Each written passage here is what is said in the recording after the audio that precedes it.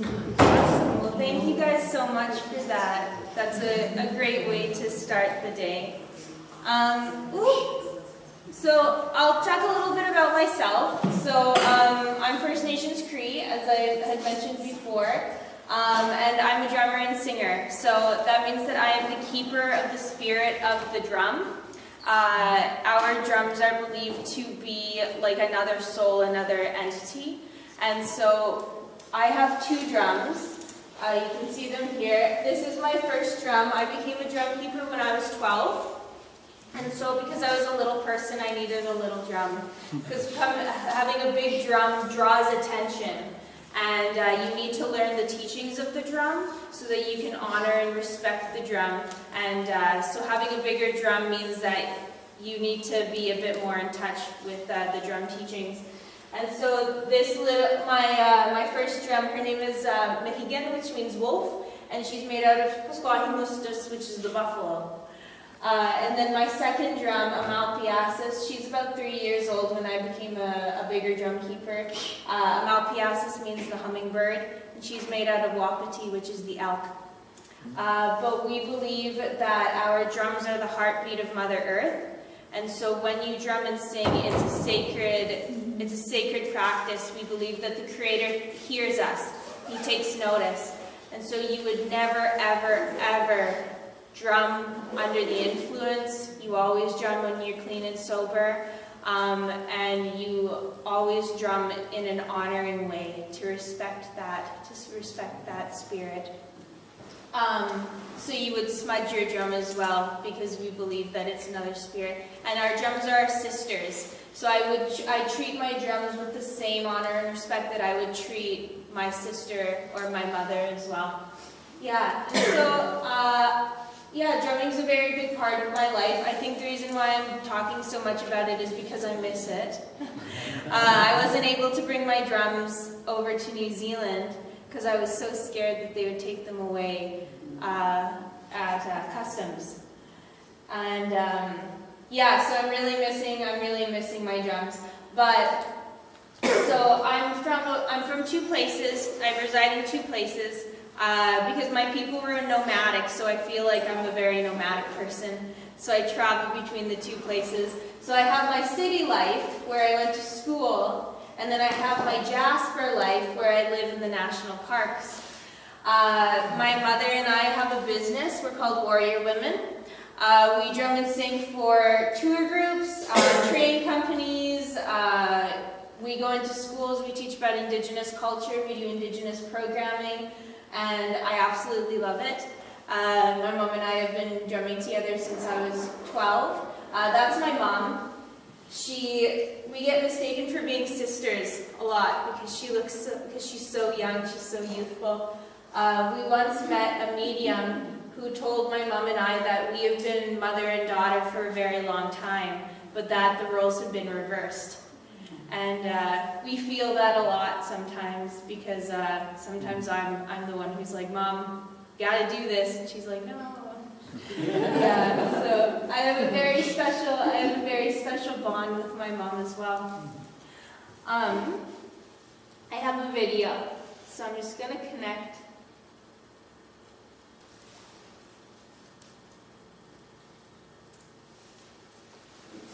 back to this. I'll actually put it right here.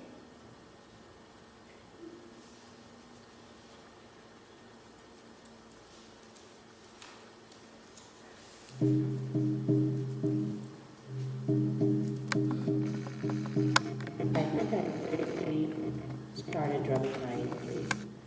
I didn't understand the gifts that I would receive from the drum. I think for me, the power of drumming has been one that I haven't always been prepared for, but I understand more and more as I get older. I grew up on the reservation until I was about 5 or 6, and then I was adopted off the reservation into Calgary. There's things that really stand out for me from that time. Like I remember meeting my adoptive parents very clearly. I remember making the choice to call my parents my mom and dad. But I don't remember living with my family. I don't remember my father, and I don't remember my brothers and sisters. When Mackenzie came home from grade 4, they did that social studies exercise where they did a family tree. I knew that we had a grandma, my auntie, my uncle, and just that part of the family. And I remember my mom saying, like, there's more to my family. I remember that being very confusing to me at the time. You know, let's not go into that. It's a lot of detail and it's kind of complicated. And I was laying in bed that night and I was thinking, you know, your life isn't complicated. And the things that have happened, like my adoption and my moving off reservation, a lot of cultural identity, those are not my fault. She had a conversation with me the next day, and it was like this whole, almost like Pandora's box opened up for me. And I was confused, I was a little bit conflicted, but most of all, I was curious. It's a common story. I mean, I was part of the 60s scoop, you know. Sometimes I feel like a poster child for everything that's happened to First Nations people. My birth mother was a resident school survivor. I think that had a lot to play into her death.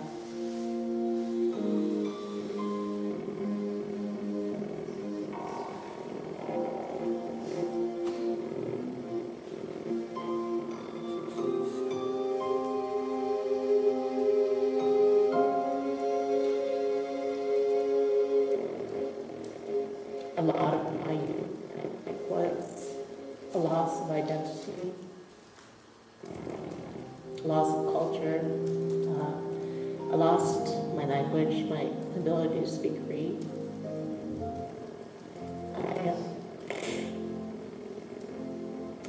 And mourn that loss.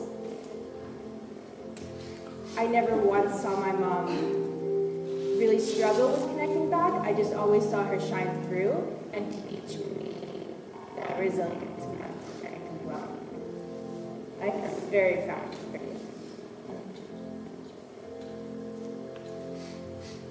Warrior Women is a drum duo between my mother and I.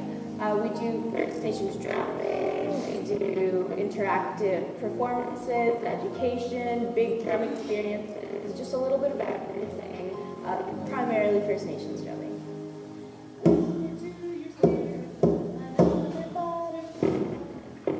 Always say I'm not a singer and I'm not a drummer. I am an educator. And so my primary purpose is teaching people about our culture. I love it a lot. I think that community outreach is one of the most important things that we do. And one of the main jobs that my mom and I do is we educate about First Nations people. We educate about maybe some of the problems, some of the successes. And so I think that community outreach programs are so important for that reason. I've been given a gift because my mom has taught me a new way of life. She's taught me how to be happy, she's taught me how to be strong, and she's taught me what a true friend looks like. I see my mom as more than a person, more than a mother. I see her as one of my best friends. I guess drumming for me was a way of connecting to my culture in a healthy way that I could be proud of who I was, and that I could pass that on to my family, so that they could be proud of who they were.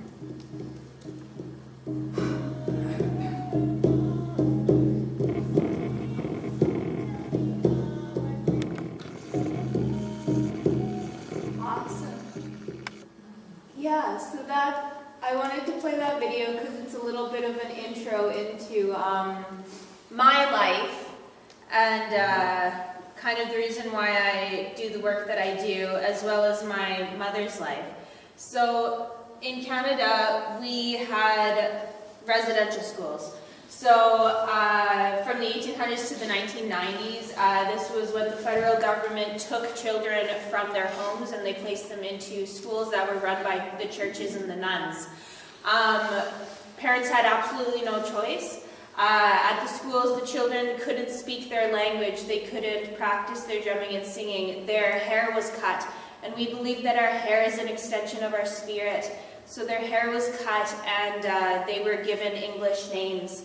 And yeah, so over 83,000 First Nations children went to residential schools and were adopted out of their families. This was a huge act of assimilation on the federal government's behalf. And it hasn't been until recently that people have kind of found out about residential schools. So people that I went to school with never even knew about residential schools. And so we're having a process in Canada right now called the Truth and Reconciliation Commissions Act. And yeah, and so that's when the truth of our history is starting to become known. In the year 2000, there were 3,400 allegations against 170 residential schools. The Truth and Reconciliation report estimates that over 3,201 children died during their time in residential schools. And lots of these deaths were due to diseases and the children not getting proper care for the diseases. And then there were, of course, many children that never made it home after residential schools. But then even those who did make it home had trouble reintegrating. Because when you're supposed to grow up in loving, caring homes and you don't, your identity is completely stripped from you.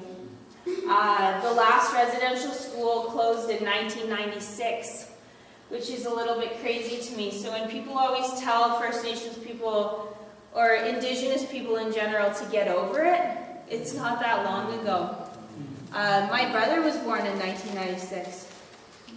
This is my elder. Her name is Frida. My elder and my birth mom, my birth grandma, have very identical stories. So my elder went to residential schools, and there was a big settlement that came out and money was given back to residential school survivors. And she got a very large settlement. And I asked my elder, I said, why did you get such a large settlement? My elder, when she was in residential schools, was beaten so badly that she lost an eye. That's not the reason why she got a big settlement, though. She got a big settlement because she went to a residential school called Girard School. And at Girard Residential Schools, they had a nursery. And so my elder went to residential schools from the age of 2 to 18 because they had a nursery. And so from the age of 2 to 18, she didn't see her family. She wasn't allowed to speak her language. She was removed completely.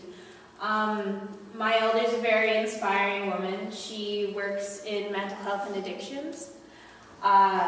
Yeah, and she goes into schools and she's the local elder. But she's the one who blessed my drum and my eagle fan. And my brother's that's my brother, and he's an eagle feather carrier. After residential schools, we had another act of assimilation called the 60 scoop. Because what happens is when children grow up in a place like residential school, where they're abused, where their culture is taken, where they're told that they are not capable of being loved, they grow up and they have kids and they don't know how to parent because they've never been parented. And so what happened was, from the 1960s to the 1980s, First Nations children were forced illegally from their homes and adopted into Pakeha families. This is called the 60 scoop. Yeah, and 1 in 3 First Nations children were removed from their families. And as you saw from the video, 11,000 children were removed. My mom was a product of the 60 scoop, as you guys saw in the video. And these are just a little bit more statistics on Canada's current situation. So in Canada we have reserves, and those are that's our land that is placed for our bands. And so we have our tribes, which are like our iwi, And then we have our bands, which are our hapu, and each band is governed by a chief and council, and we sit on a reserve. But over half of the drinking water systems on reserves pose significant health risks. And so my reserve is called a boiled water advisory, where we have to boil our water because it's so unsafe, and it's at a third world status. There are 85,000 new housing units needed on reserves, and 60% of existing houses are still in need of repair. Suicide rates are high in First Nations communities, twice the national average, and yeah, and up in the Inuit territory, they're even higher.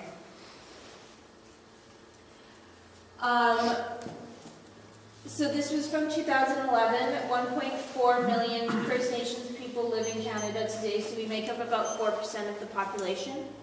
However, we're overrepresented in prisons, the prison population. These are the statistics that I had found. However, in a lot of prisons, we make up about 80% of the population. And then although Indigenous children make up 7% of the general population, we make up over 44% of children in care in Alberta, 51 in Saskatchewan, and 60 in Manitoba.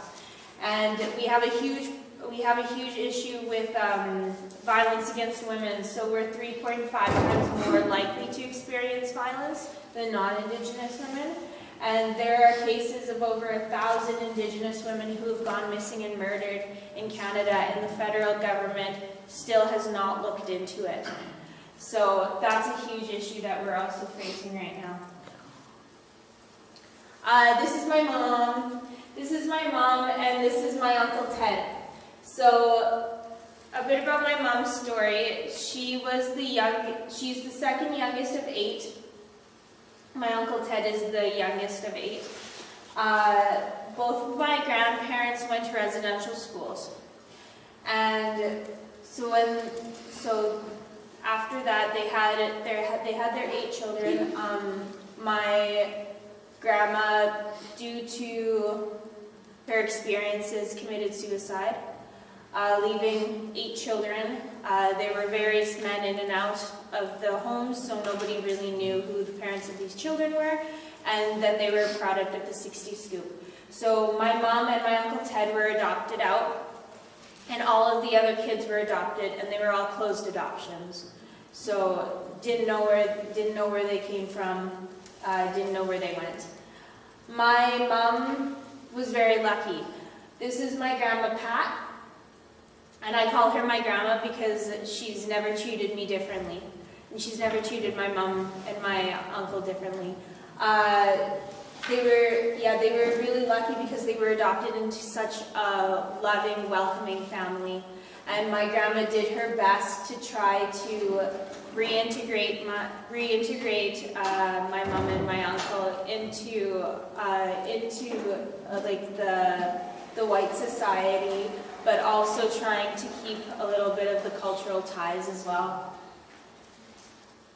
One day, I grew up in a community. There's only like 8,000 people in the community that I grew up in.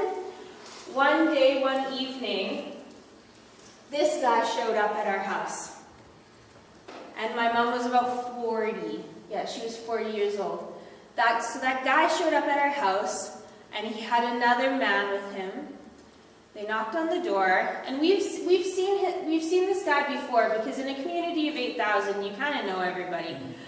So we had seen him before, and he would come to my drumming gigs that my mom and I would do. He was always there in the crowd watching us drum. And so we invited him into our house, him and the other man. We said, "Hi, how can we help you?" And the one man, whose name was Stan, he looked at my mom and he said, "My name is Stan, and I'm your brother." So this man is my mom's biological uncle, and he had just happened to be living in the same community as us. And he would come and he would watch my mom and I drum, and he would tell his wife, that's my sister's daughter. I know that is Lillian's daughter, because they look identical and there's no way that they can't be related. And it was true.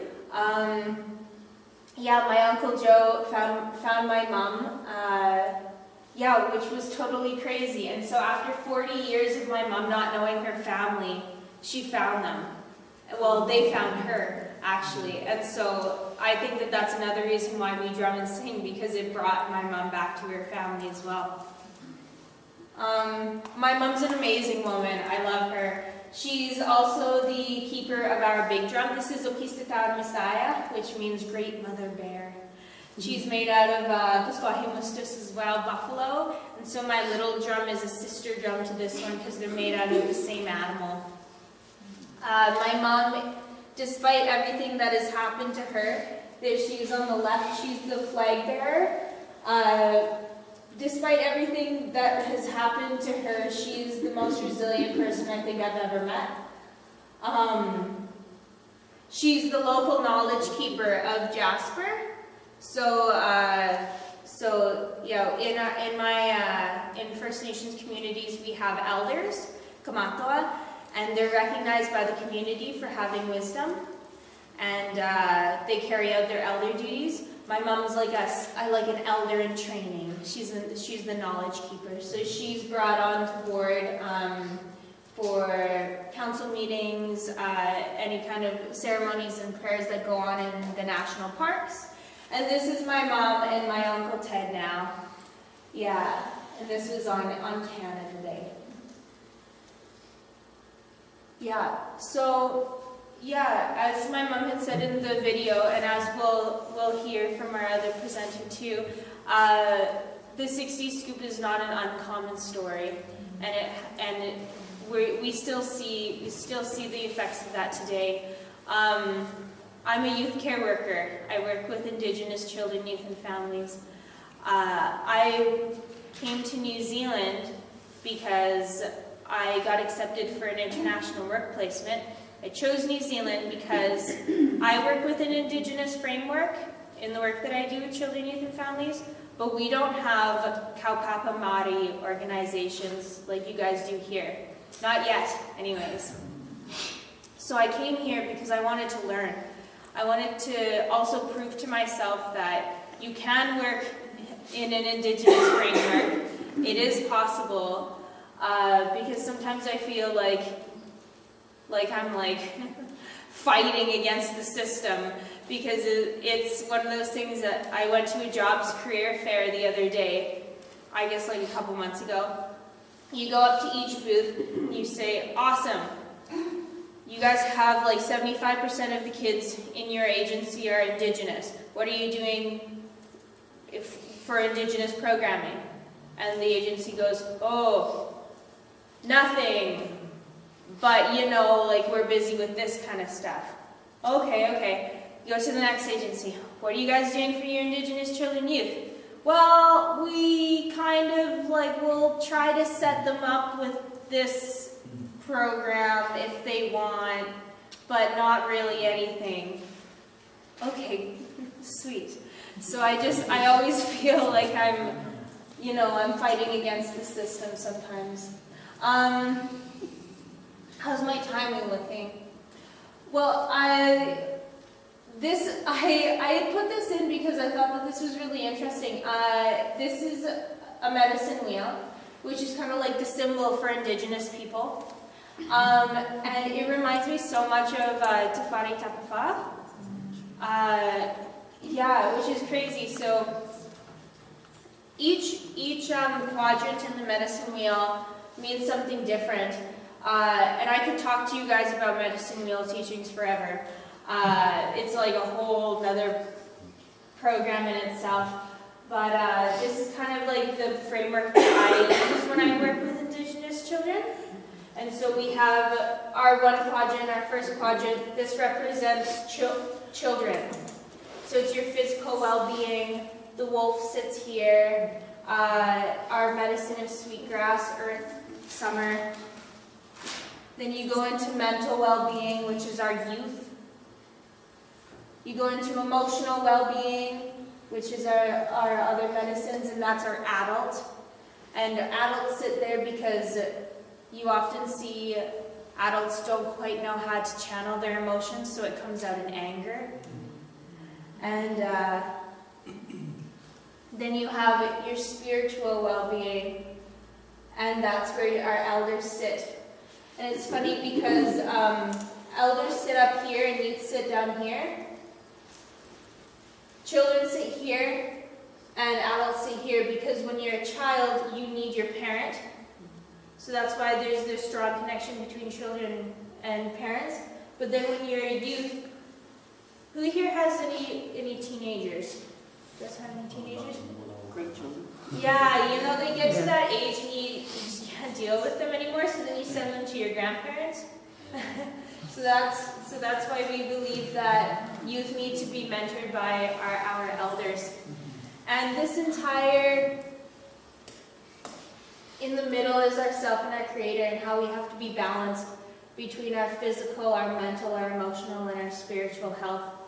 And so I use this when I work with Indigenous children and families because we're really good at looking at our physical and our mental and our emotional health, but one thing that we forget to look at is our spiritual health. And spirituality, as you guys know, is so important to Indigenous people, and it's the part that's lacking. And so that's the part that I work with. So these are some, I just have like smiley faces on them, some of the children that I work with, just due to confidentiality. Because I've used this presentation before, I put smiley faces over top their faces so that they remain confident. I started up a drum program at the agency that I work with, and so I went to my executive director and I said, I want to do Indigenous programming. She said, awesome, we have no money. And I said, cool, I'm going to work around that. So during the summer, I'm an artist. I sold art cards and raised enough money to make 15 drums for the children that I work with, because I think it's important. And I work with a couple of youth who, when they went into care, their drums got taken away from them. And so for them, this was also a big healing process because they were able to regain something that they lost.